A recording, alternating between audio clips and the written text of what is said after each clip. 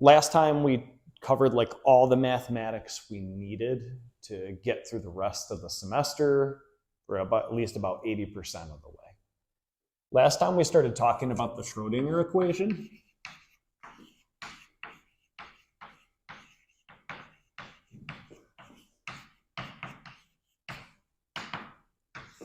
Oh, that's a horrible.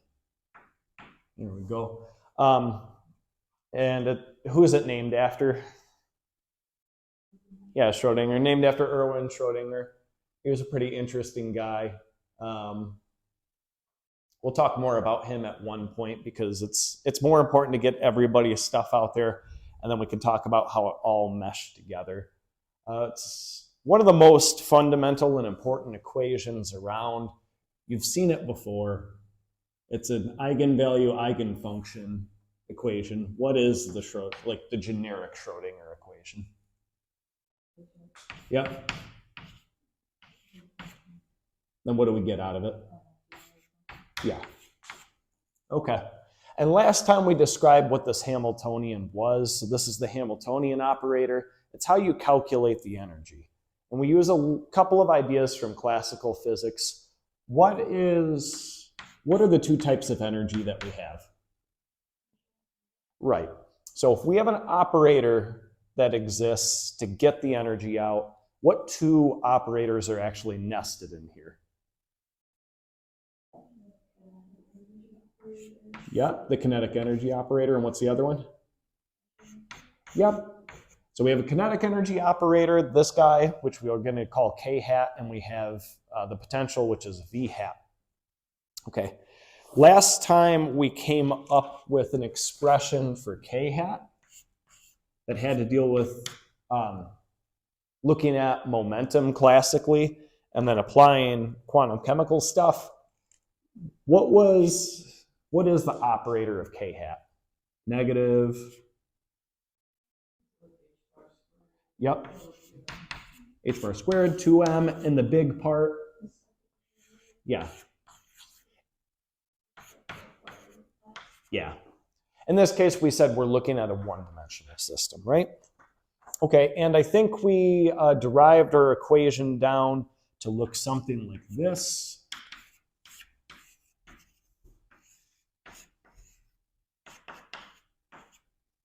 Where we have our kinetic energy portion.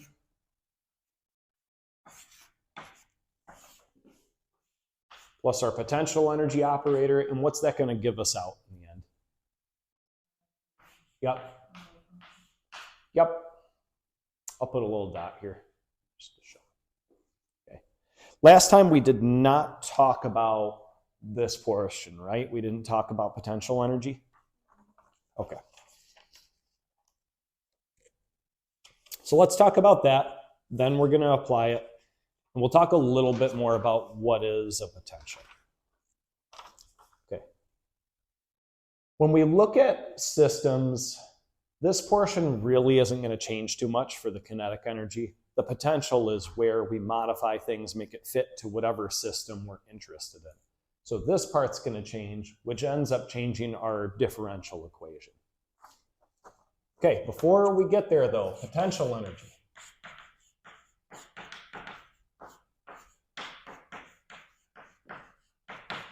How do you define potential energy?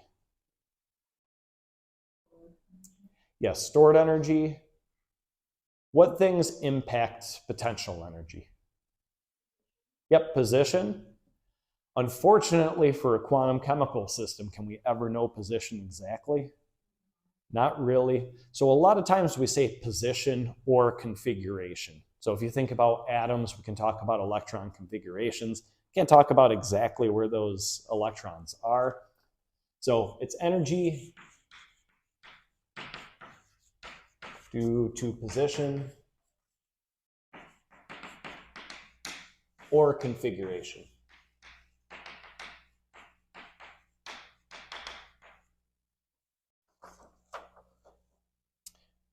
Okay.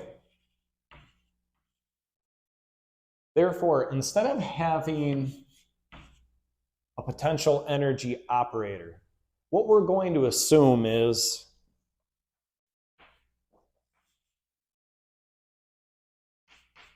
that this guy is dependent on position. So the potential is dependent on position.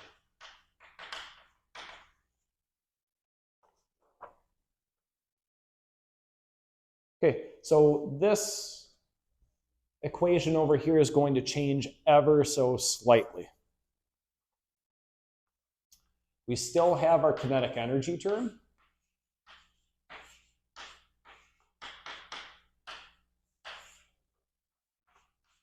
But now we're a potential, oops, that should be a capital, generally is a function of x. Our wave function was one-dimensional, so that was also a function of x.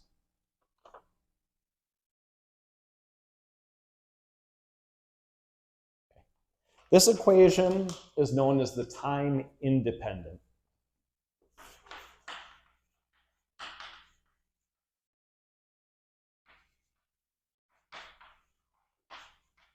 Schrödinger equation.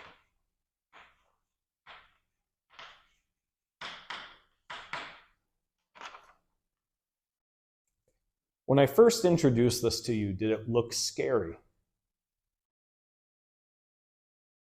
Yeah, it did, most likely. I remember looking at it when I first saw it going, what the fuck is that thing? How do I deal with this? It was very nerve-wracking, right? But really, if you dissect it apart, okay, you had to learn about eigenvalue, eigenfunctions. That's why this thing shows up. What's this part again for? Kinetic energy. This part's for potential energy. All it ever is, over and over again, is kinetic and potential energy. So when you're looking at these equations or you're trying to build something with your Schrödinger equation, keep that in mind. What portions for kinetic, what portions for potential. Okay, let's look at an example utilizing this. Am I okay to erase this side? All right.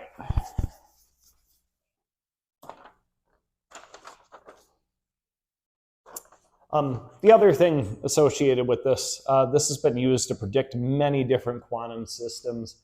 We're going to find information out about the hydrogen atom from this, and we'll also figure out, have you ever heard about electrons tunneling through things? Okay, maybe, maybe not. Or if you remember in like in organic where protons would just magically tunnel, we'll talk about the likelihood of that happening too. Before we get there though, let's look at an example. All right, so we're going to consider an electron confined to some finite system.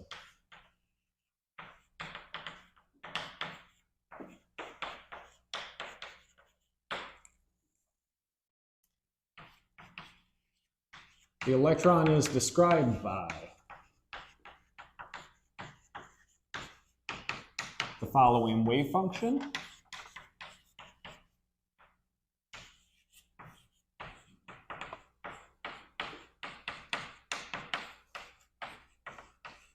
Where k is just a constant.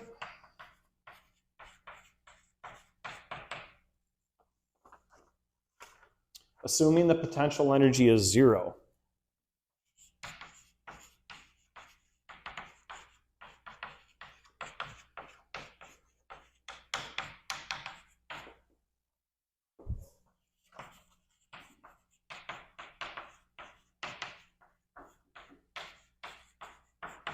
What is the energy of the electron?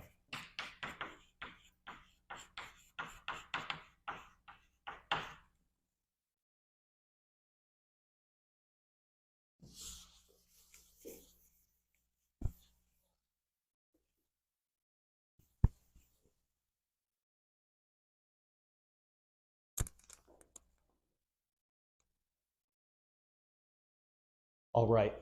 What are we looking for in the problem? Yep. What information is going to be useful to us?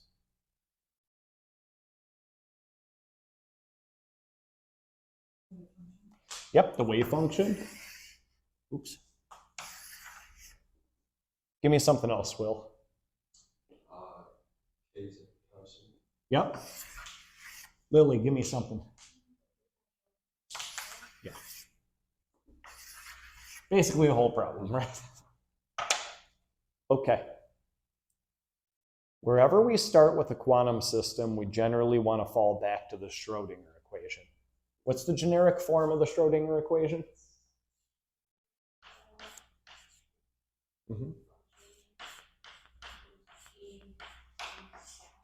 Yep. Okay, now we have to consider the Hamiltonian that we have for the system. The Hamiltonian is always comprised of what? Yep.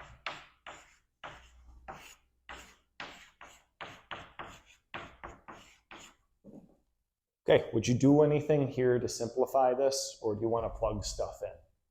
It's really preference.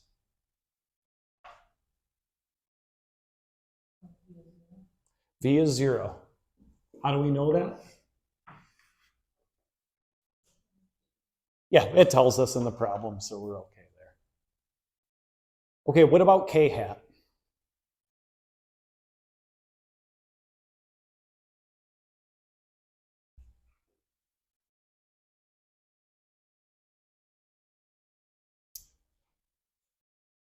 How many dimensions do we need to consider given our wave function?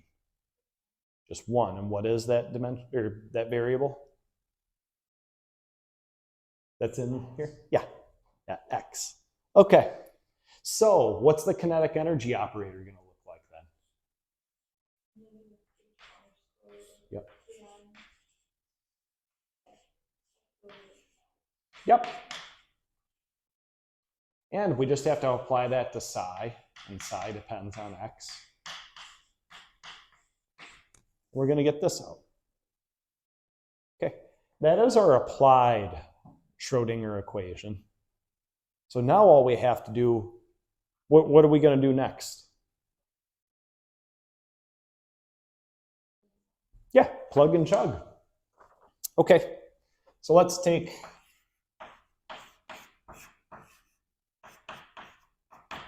second derivative of this thing. Except my partials are starting to look like 2's.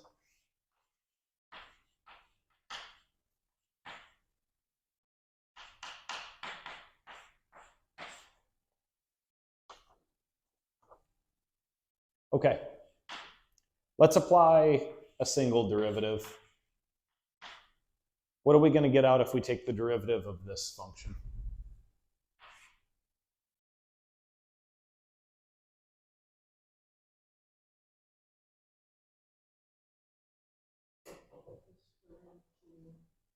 Yep.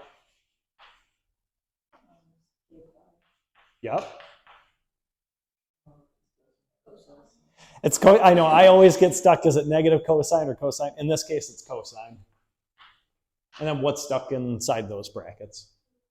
Yep. Oops, not a parenthesis. All right, take derivative again. Yep.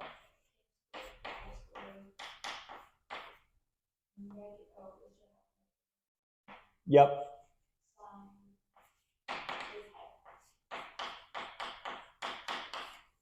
Okay, I'm going to organize this a little differently.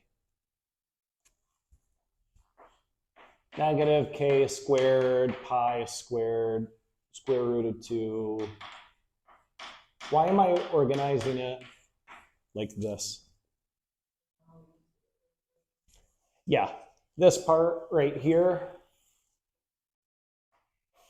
that's psi.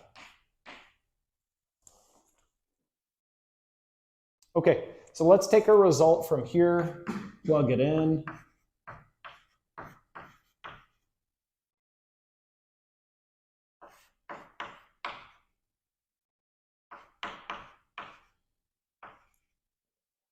I forgot a negative sign, bane of my existence. And what am I going to multiply that by?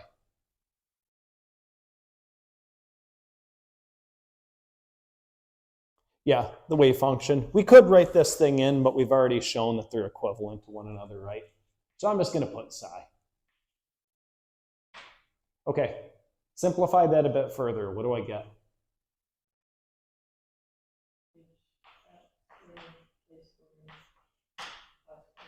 Yep.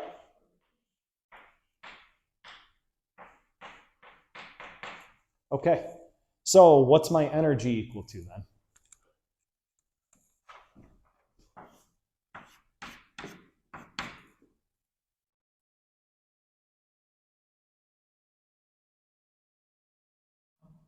Yeah,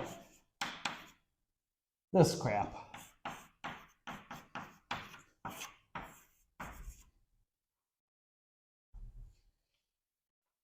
I know somebody asked me previously, they were trying to solve something for an energy. They're like, I'm just getting a bunch of constants. Is that okay? Yeah, that's completely okay. The important point with this problem is to go through these steps to arrive. We're literally going to do this like 12 more times for different systems. Are there any questions about this?